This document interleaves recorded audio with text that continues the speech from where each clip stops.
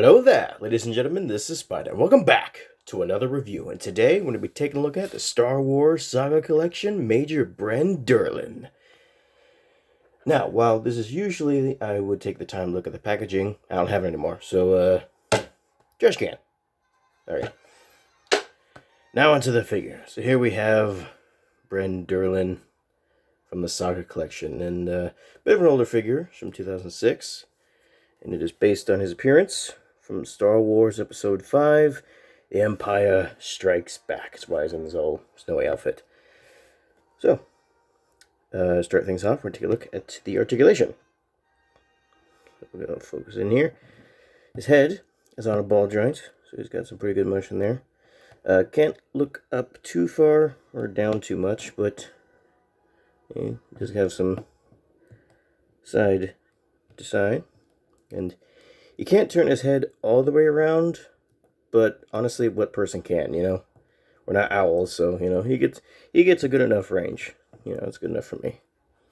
The arm can go all the way around, and it has one of those, as I can tell, this is how you can tell it's an older figure. It has a slant swivel elbow, which is a very awkward kind of joint, but I guess it gets the job done. And there is a rotation at the glove. And he does have a waist joint. And his legs are on a swivel, his hips are on a swivel, I should say. And they can kick about that far forward and that far back. Yeah. His lower part of the coat is made out of a more flexible plastic, but it still does hinder the legs a bit. Yeah, that's pretty much it for the articulation. And it's kind of weird. It's like his upper body has like a decent amount, but then you get to his legs and it's just kind of nothing. Like, not even knees. So that's kind of weird. But whatever. Now, we shall go on to the details. Let's focus in here. Focus in here. Here we go. See, we have this nice moustached face, some blue eyes. You got some nice eyebrows. You got the goggles.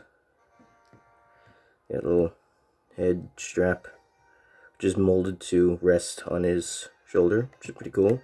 Looks a little awkward if you start to move it, but yeah. You got his rank. I think that's what that is.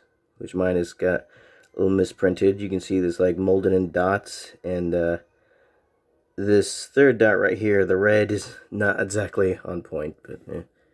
You got this little communicator on the side here, which is painted actually very well. There's very little silver paint bleeding onto the head, so that's quite nice. Got some pockets, some more pockets, a little belt, some white gloves. He's got a grabby hand and a pointy hand. There's boots. Yeah, there's more like diamond stripe pattern type thing. Is the same on the inside of his arms as well, but on the outside.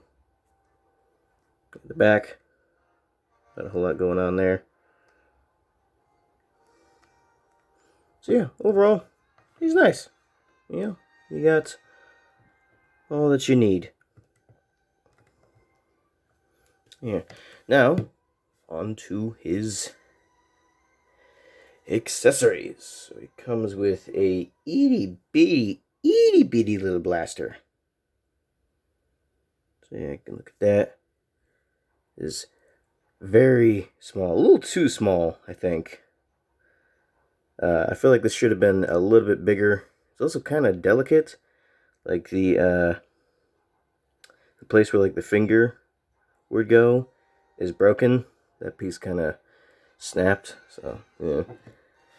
And on top of that, he can't really hold it too well, so it just kind of falls right out of his hand. So yeah, that kind of sucks. Yeah, the gun is not very good.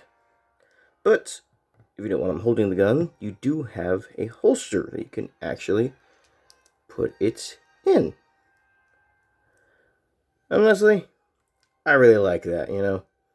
Anytime a figure has a functioning holster or sheath, and it's not just something that's molded into the figure, uh, I really like that. It's something I find really, really cool in figures whenever they do that. So that's cool.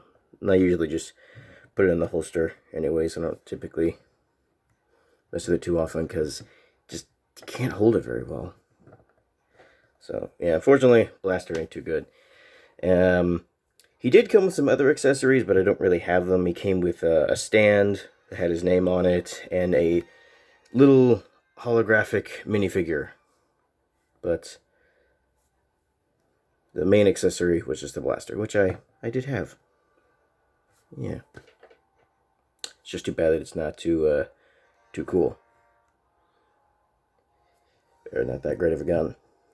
Now, before we move on to anything else, I do want to mention a cool thing I learned about this character, and that is the actor who played him was John Ratzenberger, who played Cliff on Cheers, as well as doing a bunch of voice work for Pixar, and I mean a bunch. Like he was Lightning McQueen's trailer from Cars. He was the circus flea from Bug's Life.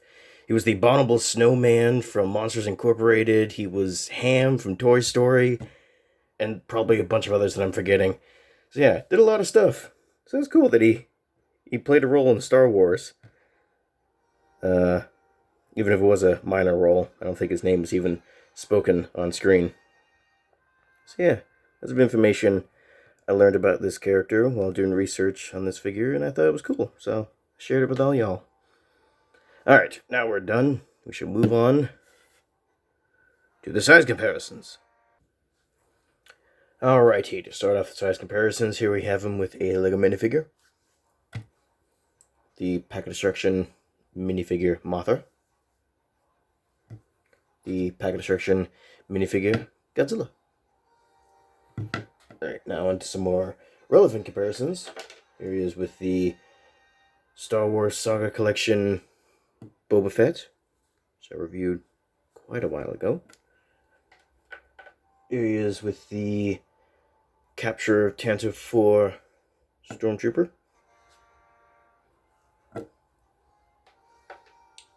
Here it is with the Lego Star Wars Snowspeeder Microfighter. It's a little crooked. And finally, here it is with the previous review, the Star Wars Revenge of the Sith C-3PO Protocol Droid.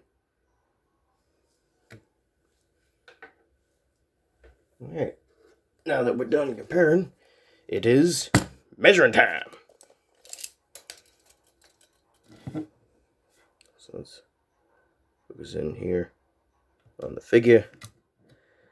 And we'll see that here's your typical 3 3/4 inch figure.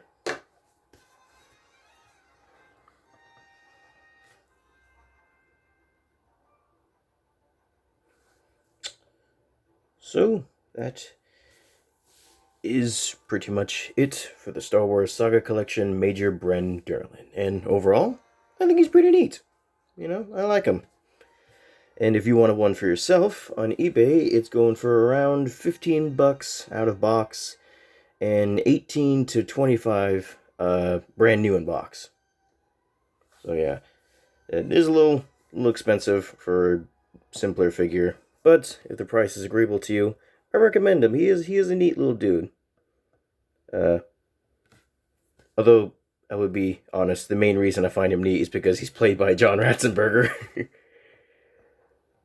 So, yeah, that's pretty much it for this review. I hope you enjoyed, and see you later. Sayonara.